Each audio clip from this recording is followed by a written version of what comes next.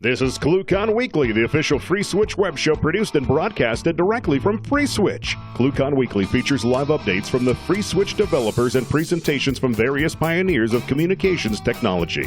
ClueCon Weekly is brought to you by FreeSwitch Solutions, the official consulting firm of the FreeSwitch open source project. Get help from the experts. Visit freeswitch.com. ClueCon, the premier technology conference for telecom, WebRTC, IoT, and all things maker. ClueCon is held every year in Chicago, Illinois, and offers an all-day hackathon and 4 days of technology-rich presentations from developers around the world. Learn more at ClueCon.com or call 877-748-CLUE. All right, guys, welcome to ClueCon Weekly. Today is June the 14th, and today we're going to have Josh Ploude joining us from Apeiron out in California.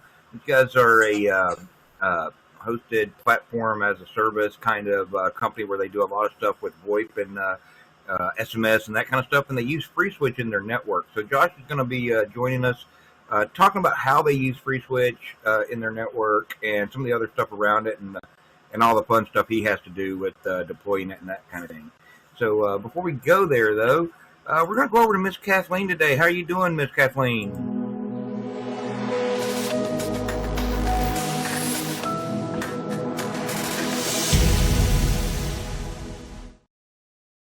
I'm doing well, Ken.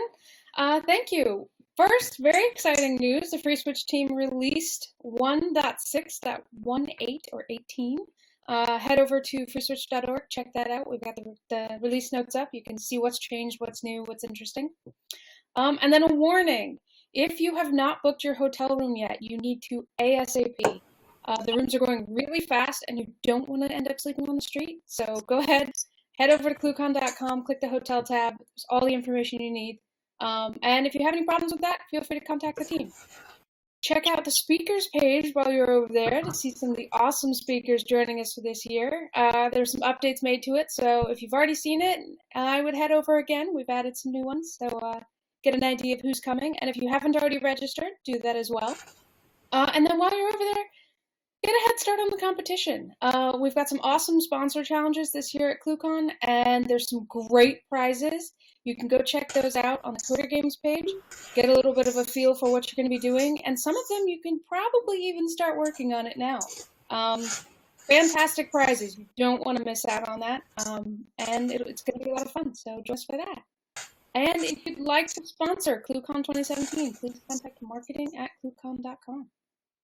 And that's it for me, Ken. Thanks. All right, great. Thank you very much, Kathleen. And now we're going to go over to Mr. Brian West. I think he's got a little bit of news for us today.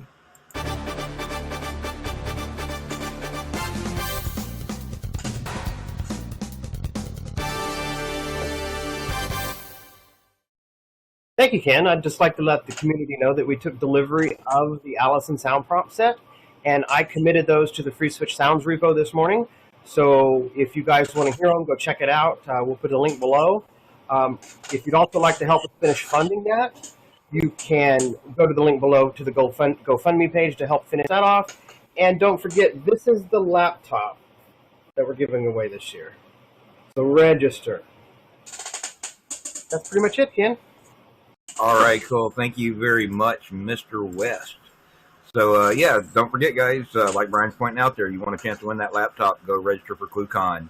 There'll be a drawing there. You have to be there, and I think you guys are going to do that. The drawing's going to be, what, Thursday afternoon, Brian? Yes, it is. And you must be present to win. Yep, so you want to get in on that while you still can.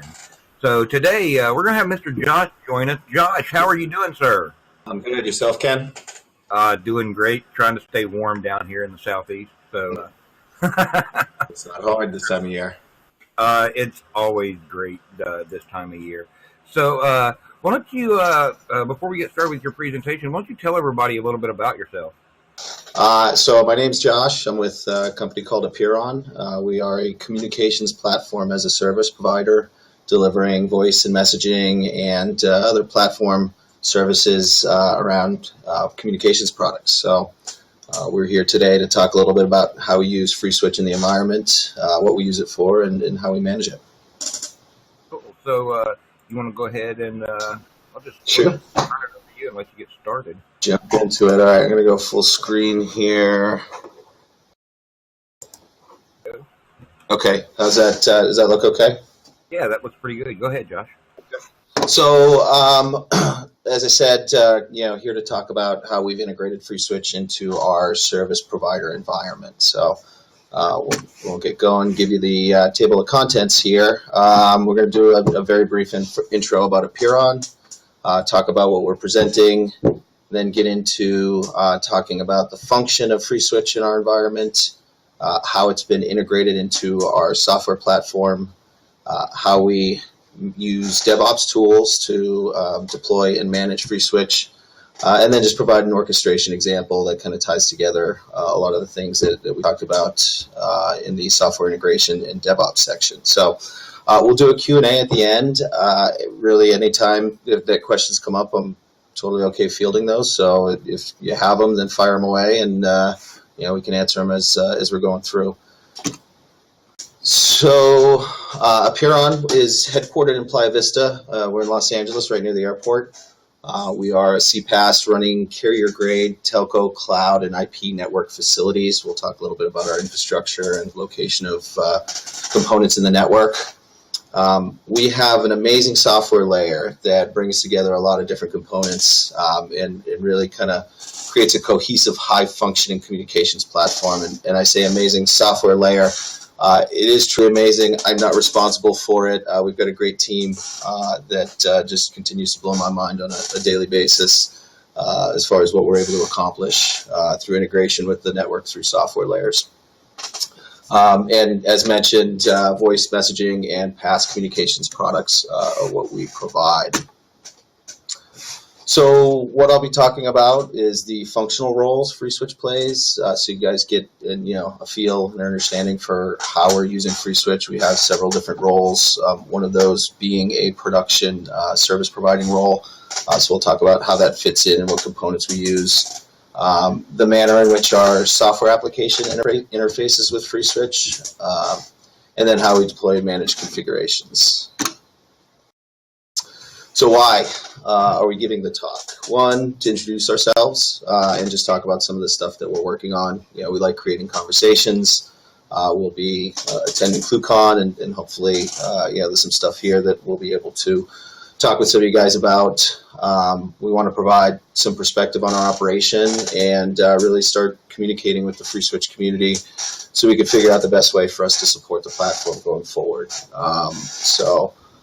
And then thirdly, this talk is a little bit of a precursor to our talk at ClueCon. So we'll be getting into some of the software nuts and bolts of a Python Django application, a little bit similar to, or actually quite similar to what we'll be presenting here or describing as far as how our OSS works and interfaces with FreeSwitch and other network components. So this will kind of give you an understanding of what the application would do and some of the tools and connectors that it'll use, and we'll really be getting down to code level detail there. So, okay, function of FreeSwitch in our operation. I figured I'd just begin with the history. Prior to Apeiron, I've used FreeSwitch in the past. A lot of people from the team have used FreeSwitch. We sort of all began with customer emulation, type tasks, creating test and diagnostic, applications, sending and receiving servers, etc. Used a lot to just, analyze, monitor, and troubleshoot production voice networks. Then, after periods of use, we found ourselves having FreeSwitch as a lab fixture, doing prototyping and beginning to solve problems with the platform. So I think that just kind of naturally led to looking to FreeSwitch when we had different product requirements and roles in the production network. So we're familiar with it, comfortable with its use, and today we have production deployments where it supports production services and products. So I'm sure that progression is familiar, and others have seen things happen that way. So as a description of the function of FreeSwitch in the network, this is a little bit of a view of how things work, sort of a simplified high-level look at where FreeSwitch fits. We are an east-west network, so actually I see that this diagram here has east and east, so the edit for east-west wasn't there. Just assume that each colored box in there would be a east versus a west. But we're spinning up FreeSwitches either in a virtual environment or on Metal. It really doesn't matter. The tooling's all the same, and we'll talk a little bit about that. But we're managing FreeSwitch configuration from a central location, and any FreeSwitch that gets configured in the network for whatever role it's using pretty much has trunk groups that are connecting it to our core voice routing network, obviously with the PSTN ingress and egress. So we use SANTA in the core, and this is just a kind of a view of how things percolate down through FreeSwitch, and then how FreeSwitch is being interfaced with. Obviously, more on that coming up when we talk about software integration. So what we don't do on production FreeSwitch, and obviously makes it a whole lot easier to manage with the at least our production servers, the functionality that we use there doesn't require databases. We don't do CDR from the FreeSwitch servers. We don't use that for billing purposes. No registrations, endpoints, or video. I think that these are things that we might see in the future, but that we don't do currently. As I said, that certainly makes the task of managing a distributed FreeSwitch layer much, much easier. So some of the roles that we have, FreeSwitch playing, we mentioned the production environment, and that's what we call feature servers. So it's a feature server role. We have diagnostics, so test and measure. We might be deploying FreeSwitches for that purpose, and customer uploaded images that are deployed on private cloud, and we do some management and deployment of roles specific to that, because we find FreeSwitch to be a desirable platform for customers doing voice apps to deploy. We're going to focus mostly on the feature server role, just because that's in the service provider environment.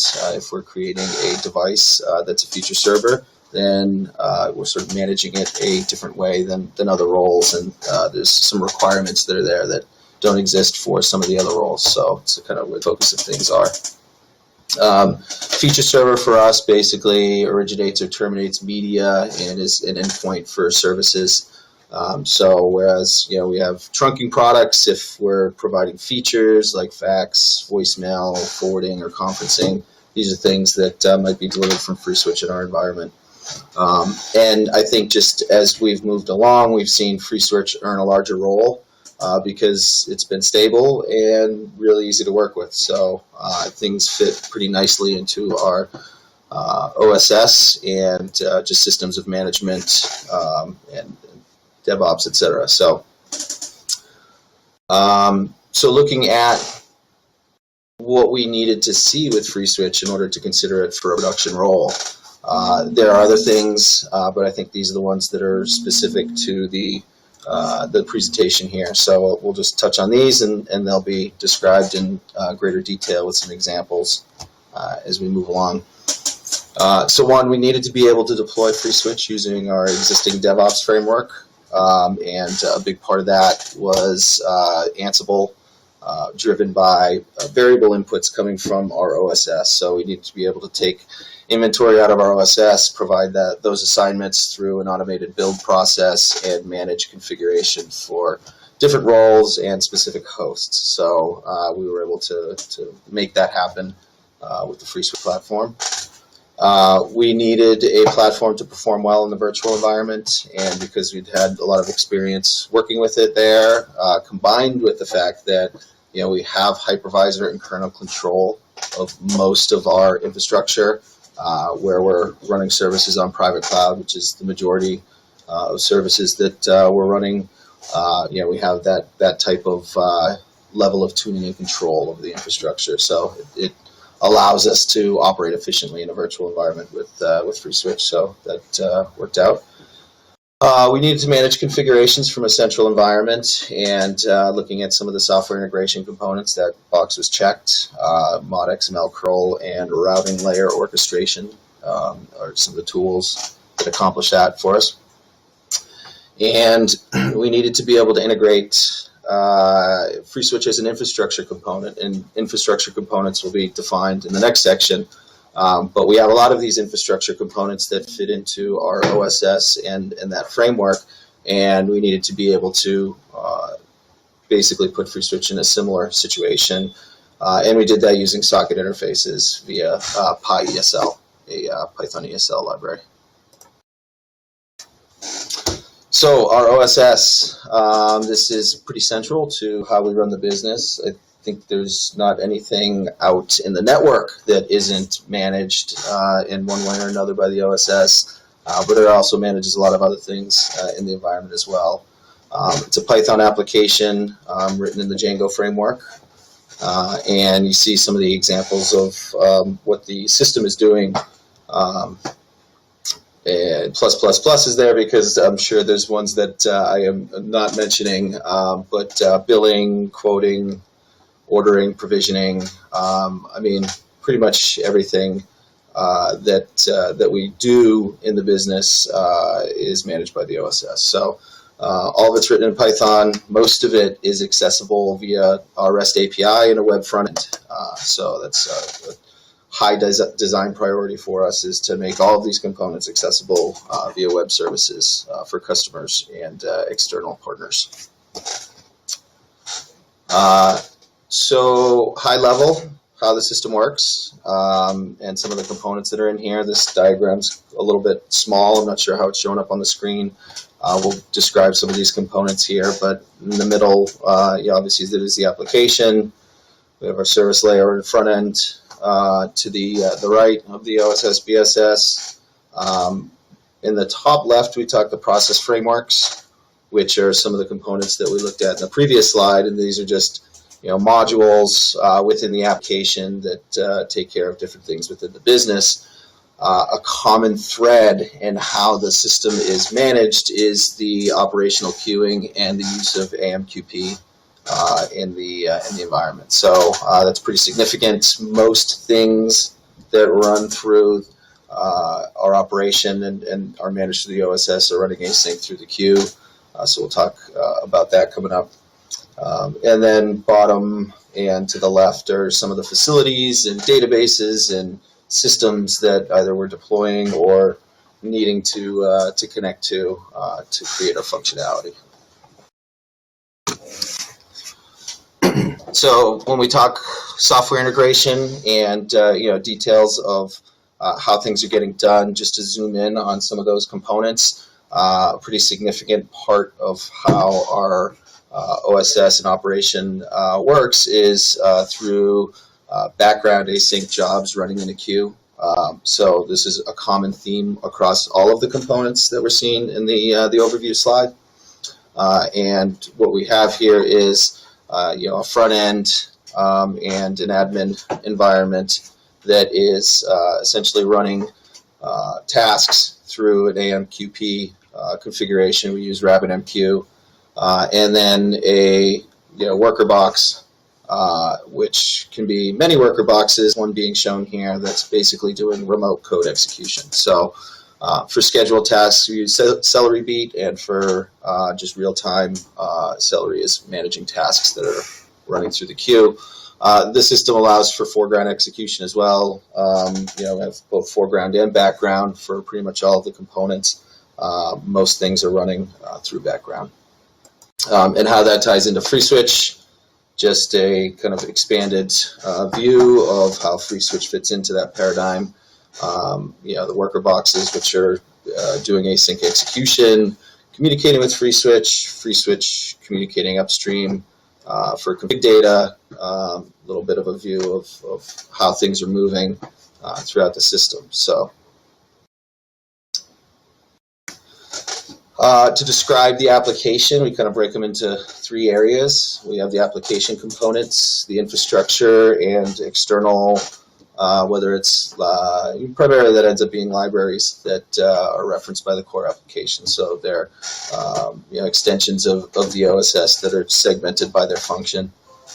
In the application components, we have the front end and the workers, which is basically all of the async queues. And there's some of the queues that are running here that are dedicated to specific workers that are happening in various places. We have things like real-time, which are resources that are dedicated for need to happen now, real-time processing, things that go to different types of resources for remote execution that don't require real-time. So things are sort of carved up based on the need and performance of the remote resources, where they're being executed, etc. On the infrastructure side, we have the queue, databases, and there's a bunch. So these are some of the databases that we use and that are communicating with the framework. The worker servers, which is basically where the remote code execution is happening, can be anywhere, can be as many as are configured.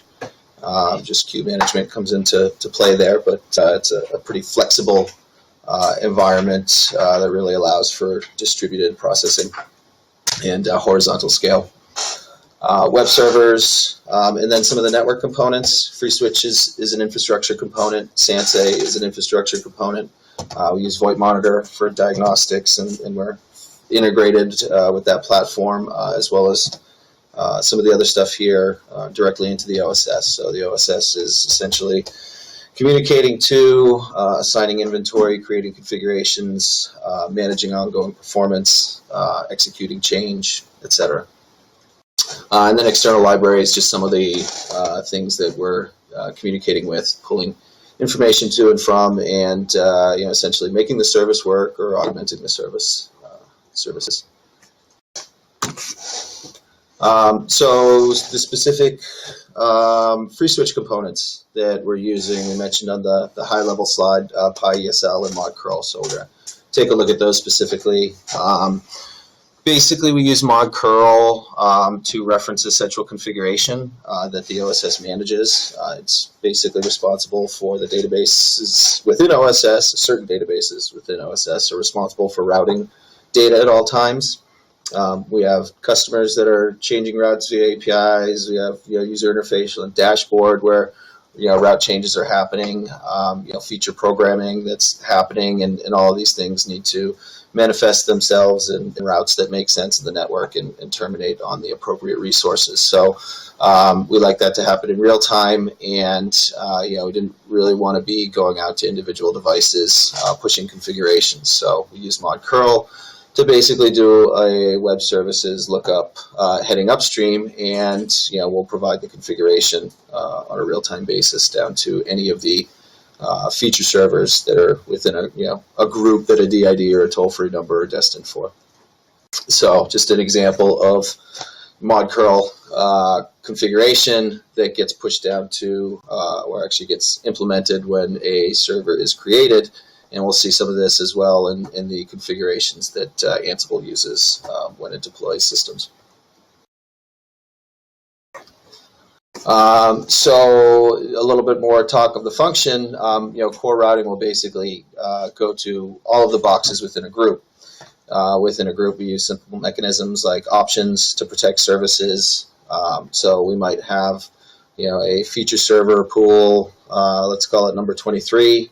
You have DIDs terminating on that server pool. It could be 10 systems across 3 geographic diverse nodes. Any node that goes down, stops responding to options, gets removed from routing. And then things like 503s and other just standard SIP network management functions are used to manage capacity and route advances throughout the system. So FreeSwitch to us, they all serve in a generic capacity, and they're executing instructions for routing and configuration delivered by the upstream database managed by our OSS. So we also interface with FreeSwitch via sockets and ESL, and we use PyESL to do that. We have a library that's been created for leveraging the PyESL library for the functions that we use to interface with FreeSwitch. So as mentioned before, foreground and background, those are both supported. So background execution of the socket interface on a per job basis or status filtering basis is available and built into our system. code's dispatched through the queue for remote code execution. If there's a particular job, it's going to select a FreeSwitch connection based on some logical criteria. So this is all database-driven configuration that will create groups and roles. And when you have a group of servers, basically FreeSwitch connection will look at that group and say, give me one. If there was one FreeSwitch, it would obviously go to there. If there was 100, it would pick one randomly, or if there was a need to select individual, be able to do that as well. From there, jobs are created and whatever you want to do. So once the socket connection's in place, we're able to define any type of job that's going to execute that the ESL library supports. There are ones that are specific to our OSS. So for us to be able to support a function, we wrap those functions in our monitor task class, and essentially that's just managing state and notifications if notification endpoints are configured so that the proper parties can know when state changes happen, but at a minimum, database is being updated with state, so we have access to that info. So looking at using ModCurl and looking at using Python ESL, FreeSwitch just fit nicely into the stuff that we were doing to manage all of the other infrastructure components. So the tools existed for us to say, okay, can we successfully integrate this system into our OSS and bring the platform into a production status? So that happened. So now that we have production platform, we need to look at how we manage it. And we mentioned, that we needed to, pretty much bring FreeSwitch into our existing tooling environment, which we were able to do. But before we look at the specifics there, we'll just take a quick look at our infrastructure. So we have a combination of bare metal and VPSs deployed across east and west POPs. So we have 3 total POPs. OpenStack runs in 2 of the POPs, east and west. So we run in Los Angeles, California, and Reston, Virginia, in core site colo facilities. So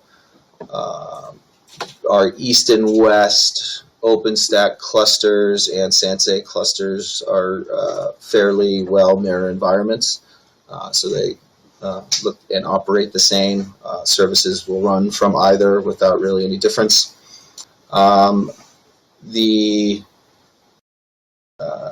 Just a note on deployment tools. So deployment tools, we primarily use private cloud, but the things that we'll be talking about here are equally applicable for public cloud, and we use public cloud where it makes sense. So if we're looking at the tool set and how we are able to generate configurations and deploy FreeSwitch platforms, there's not a huge difference between doing it on our OpenStack private or AWS or other public cloud. So Ansible plays a pretty important role in our environment, in our development operation. Ansible, if anybody's not familiar with it, it's a config management application written in Python and compares to some other tools that you guys have probably heard of or seen used or maybe using in Chef, Puppet, and Salt. Basically, Ansible enables config-driven creation of platforms for us. These variables are managed from our OSS. We database those and pass them into Ansible so that we can, with a FreeSwitch context, basically enable automated build and configure. So I mentioned fitting FreeSwitch into the paradigm. Ansible's responsible for all of our components in the OSS. So everything that our application runs on, everything that we create and provide service from, well, I'm not going to say everything. I'm going to say maybe 95%. Ansible has a configuration for, and we're able to point at either an east, a west, a public cloud, really whatever environment that we want to build into, and Ansible will take care of creating our application, starting it, running it, building any of the services that are necessary, and configuring as needed. So Ansible is being executed either through foreground Celery type tasks, or used through a build tool automation, REST interface to Jenkins to Ansible. So it's a couple different ways that it happens, but it's just there's a really high level of interface and customization available, so it works really well for our environment. We are working from Playbooks that support Debian and Ubuntu. Currently 16.04 and Ubuntu is pretty much what we run all of our internal stuff on. As I mentioned, we're not doing video and some of the other components in FreeSwitch that might require us to be running Debian or might behoove us to be running Debian. So just based on a comfort level and the fact that everything else runs on Ubuntu 16.04, it's pretty much our go-to.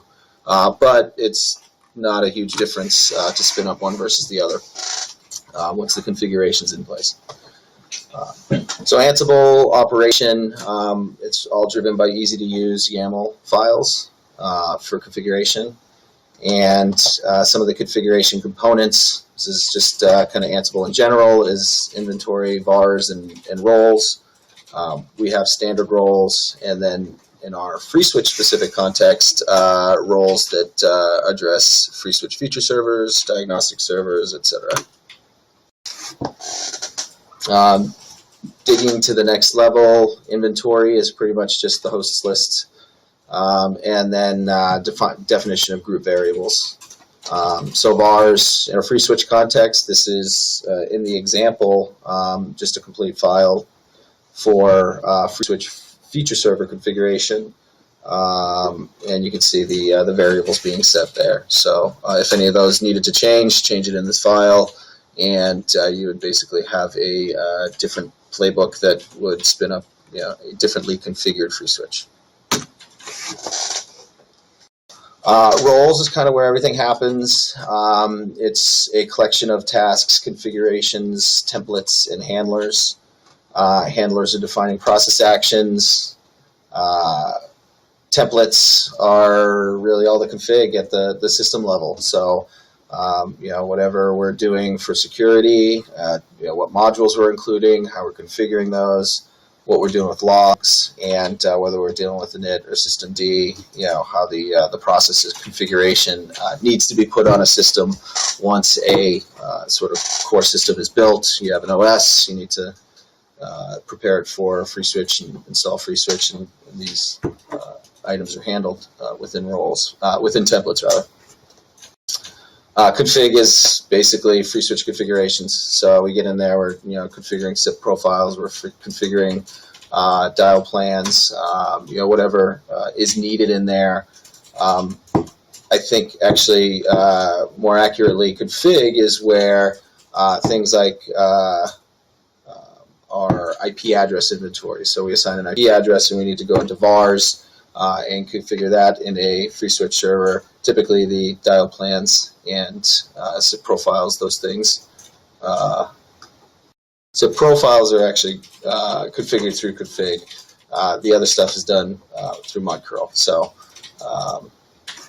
we have essentially vars, templates, and configs that come together that will drive identity and reachability. So we have an IP address, take it out of inventory, we assign it to a FreeSwitch, it has a role, it gets built, vars are updated, and we now have a system on the network that has an IP address that can communicate immediately and has pre-built trunk groups that go to the core voice network.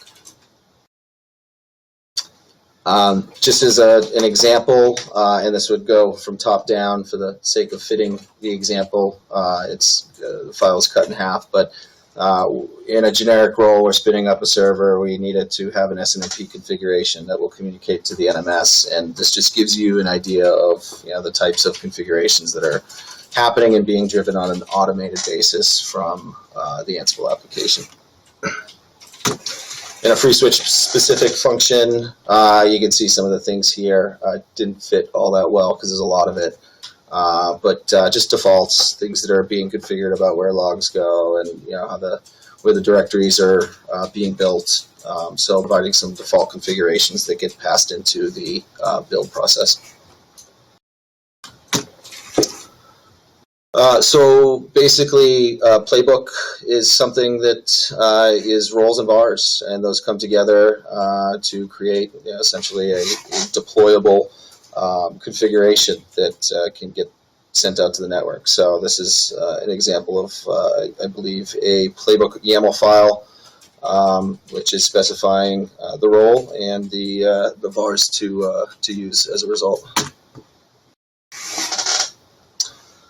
So to provide an idea of kind of how things fit in and how these tools work, our flows are typically not just build FreeSwitch. There's some other components that come into it. It could be just a build FreeSwitch, but you could have also a larger orchestration process.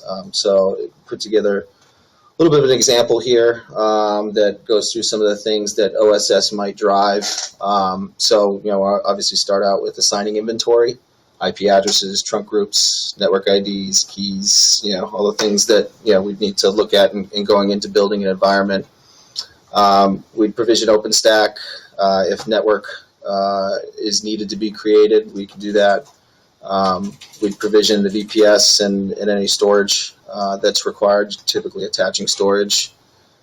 Then we get into configuring an operating system and then FreeSwitch itself, and then any additional infrastructure components. So, a flow that the OSS would manage, or change process module, would launch a group of change transactions that could be doing these things in progression or be doing them in parallel. So we see kind of moving through selecting inventory to actually initiating change within OpenStack using the Python OpenStack clients. So it's the manner of connecting to our private cloud infrastructure layer, going through creating the server with storage and IP addresses, mapping external IDs if required through the Nova compute process, moving left to right here. Building FreeSwitch in the Jenkins Ansible phase or manner of communications. So we build the server, we install FreeSwitch for Git, configure FreeSwitch for function, configuring essentially FreeSwitch to be able to communicate with some of the other things in the network, more often than not, our Sansei core routing network. And Sansei is also built at the same time with routes and trunk groups. And essentially what we end up with is working services on a new host. So this is kind of an extreme situation. If there was a network environment that needed to be created, typically be happening in a customer scenario or a new server pool scenario. If there was a new function for the feature servers, maybe we need to create a network environment for segmentation purposes. It's all able to be managed through the OSS and through our change process module. So just kind of a view of the things that are possible by tying together these different tools and interfaces.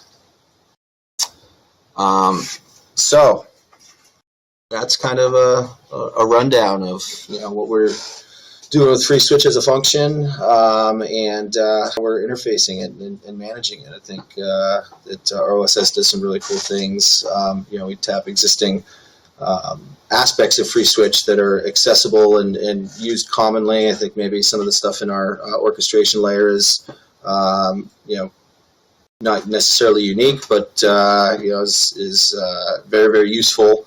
And I just felt like that was something that we could provide some insight into and create some conversations around.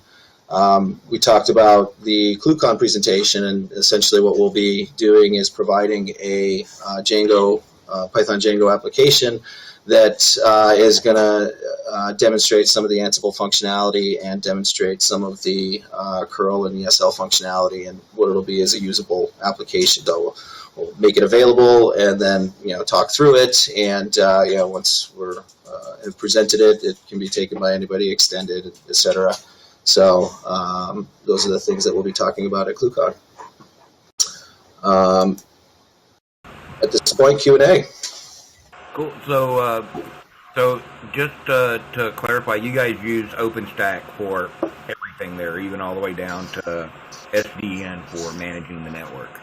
Yes, absolutely. So we use Neutron. I think our OpenStacks are Newton, so the Newton version. We use Neutron for the network plugin. and I think everything has been migrated to VXLAN at this point. So yeah, absolutely an SDN integration on OpenStack. We're able to create multiple overlapping private networks, map public IPs in and out. It basically does everything that you'd be doing on a public cloud infrastructure, with just more open interfaces for us, and just a much higher level of customization. So yes, we pretty much use the entire OpenStack environment. Cool. And I was looking at your website after we spoke the other day, and you guys do pretty much everything, even customer facing, with APIs, right? So, and it looks like you guys have a fairly extensive REST API for helping control everything from, let's say I'm a customer, and control what the things that I have on your network. So we design with kind of an API first design philosophy. We want everything to be usable, so it's pretty important that our dashboard user interface is highly functional, but essentially that interface is basically accessing our REST API. So if you're a customer, you're doing it through the dashboard or you're doing it through the API, they're pretty similar, and we intend them to be a complete overlap of one another. So because we're doing this and driving this from our OSS and not any one particular device, we are able to take all of the devices in the network and bring that into a single layer that is accessible from our API. So you could be controlling service, creating calls, faxes. You could be changing routes. You could be increasing capacity on your trunk group configurations. But you could also be looking at your balance, and you could also be, creating new trunk groups and ordering phone numbers, sending SMSs, receiving SMSs. So yeah, basically everything that we do has to come together through that API layer and be accessible. The value that we have in deploying the OSS and the framework that's out there is that we unify all of these network components, and we bring all of the layers together, whether it's low layer or all the way up to application layer.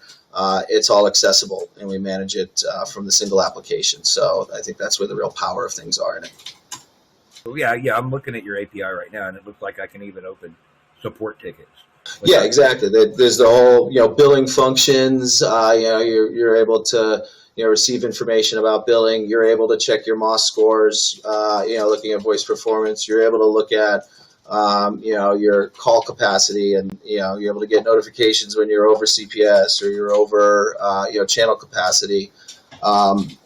Things like changing routing configurations, adding phone numbers on the fly, sending SMS messages. These are happening from all different places in the network. So, you look at that API, and it's, pretty comprehensive across our operation. And that's sort of the magic of the software application that we've created is bringing all of those things together.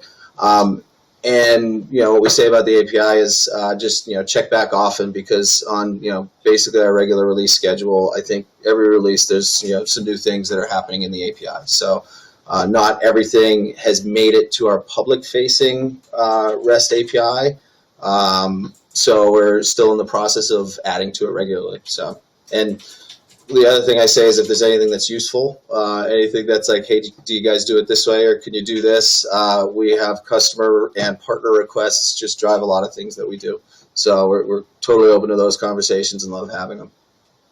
Cool. I do have a question here, and this is from my open source FreeSwitch dev work here. You appear to be using this tool called Redoc. Can you say a little bit about it real quick? A tool called what? Redoc, it looks like, for doing your API documentation. Oh, Swagger. So, yes, Open API.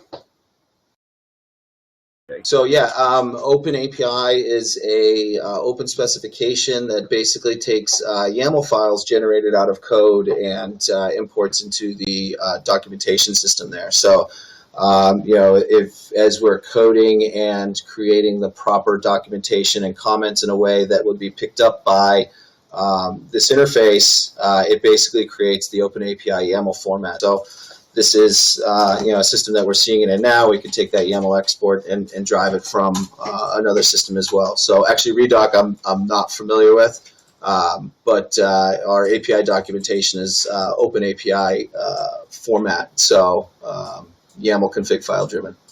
Oh, cool. I'll have to check that out. We do a lot of API documentation also, obviously. Right. Well, the big thing there is not having to go through after you've written the code and spend a large effort in getting things into the API docs. If those two things can coexist and happen at the same time, then there's obviously an operational benefit there. Not saying that it happens exactly that way, but it's not duplicating everything when we go to execute the docs. So it's worked fairly well for us. Yeah, cool. It looks pretty cool here. All right, guys. Anybody else have any questions for Josh? So it looks like we can do pretty much anything on the Apeiron network here.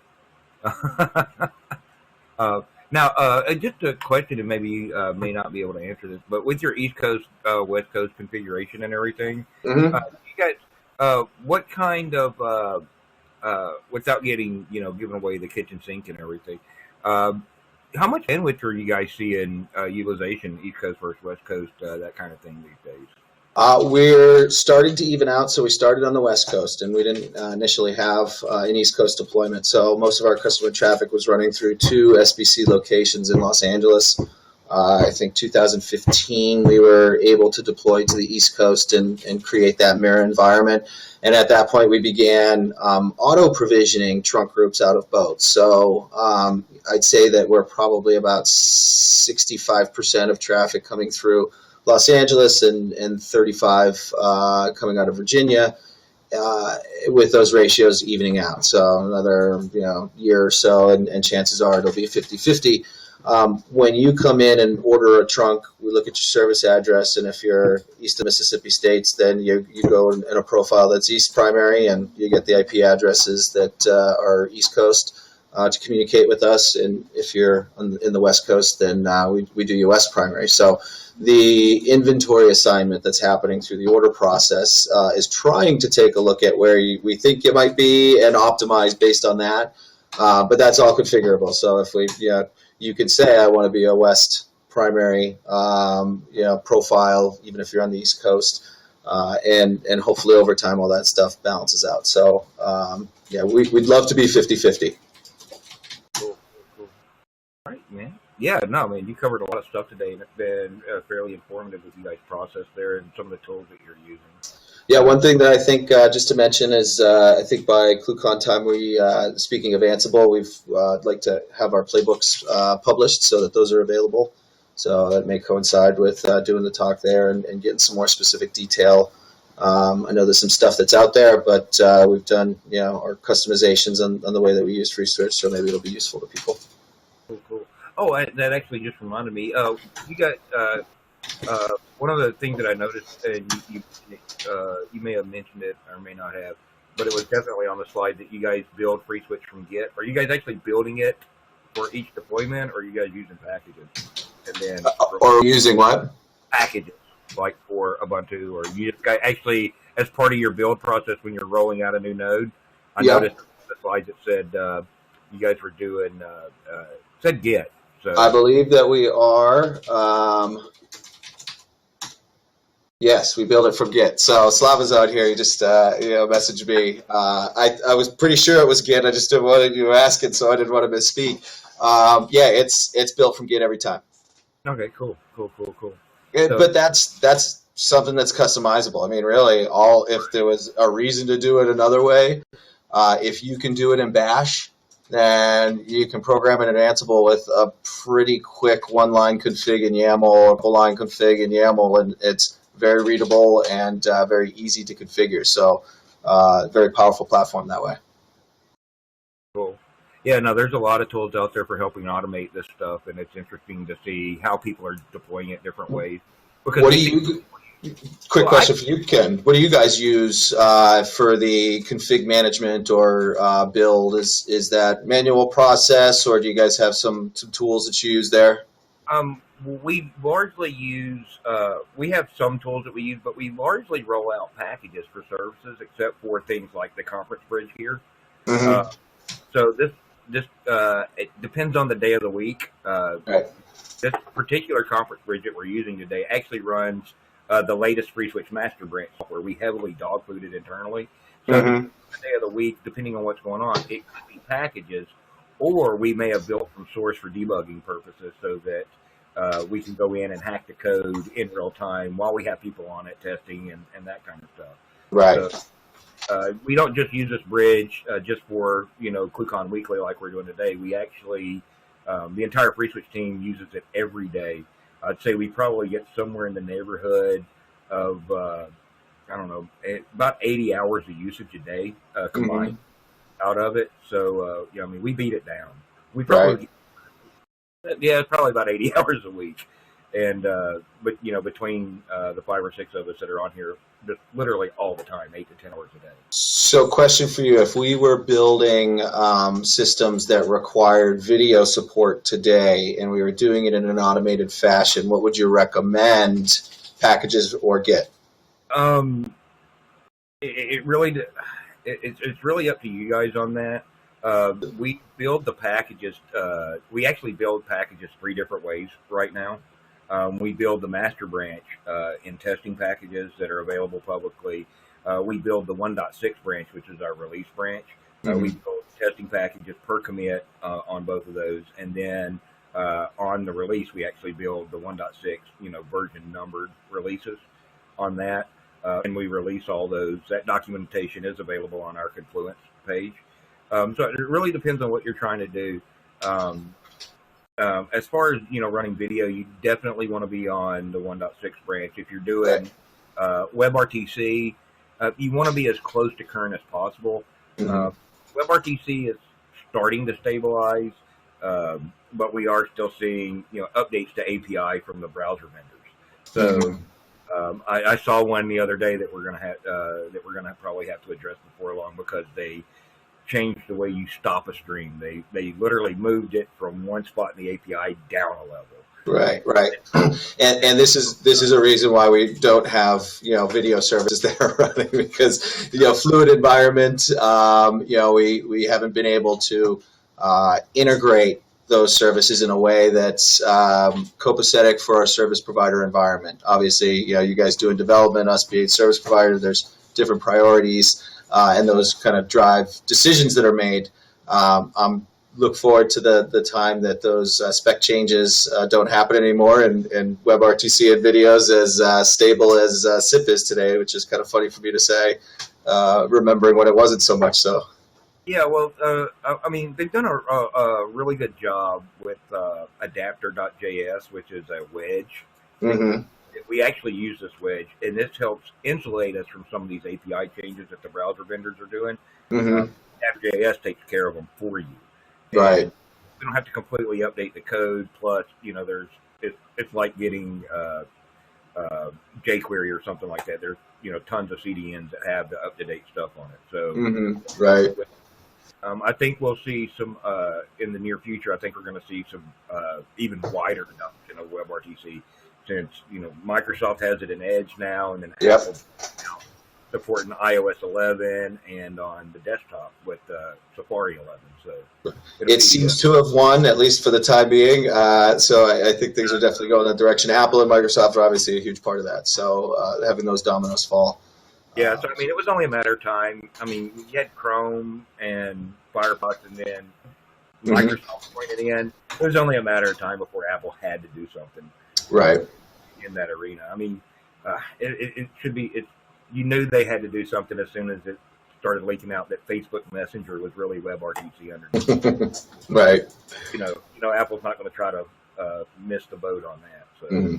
Yeah, we're actually really looking forward to spending some time at ClueCon, getting really caught up with what you guys are doing in WebRTC today and what's coming, and it's definitely a huge area of interest for us.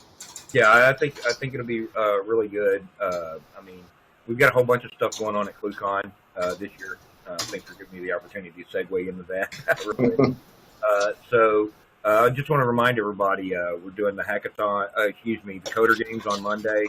We'll have various vendor APIs. We'll have things like, Raspberry Pis, and we'll even have, I think this year we're going to have the chip from Next Thing Company, which is actually smaller.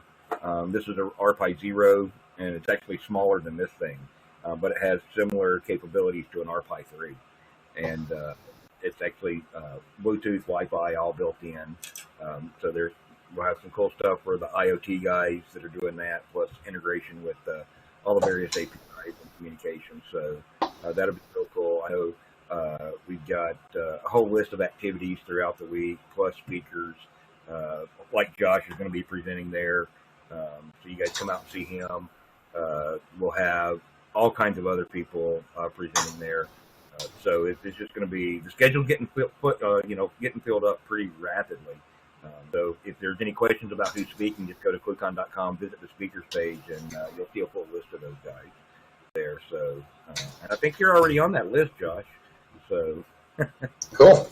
So looking forward to it. Yeah, so you guys check that out. We look forward to having you guys there. But anyway, we're reaching about that time today. It's right at an hour here. So anybody else have any questions for Josh before we let him get on with his day? All right. So, all right, guys. I want to thank, again, Josh, thanks for coming out today and going over this great info for us. So hopefully it gives a bunch of people ideas on what they can do in their own networks, a lot of the different tools out there. So don't forget, go ahead and register for ClueCon. Don't forget to click that subscribe button below the video. You'll get the latest updates on when we post new videos to the FreeSwitch channel and for ClueCon Weekly. And don't forget, follow us on Twitter, like us on Facebook, and we'll see you guys next week. You've been watching ClueCon Weekly. Tune in every Wednesday at 1 p.m. Eastern Time, or visit us online. Please follow the FreeSwitch team on Twitter and Facebook by visiting our site at freeswitch.org.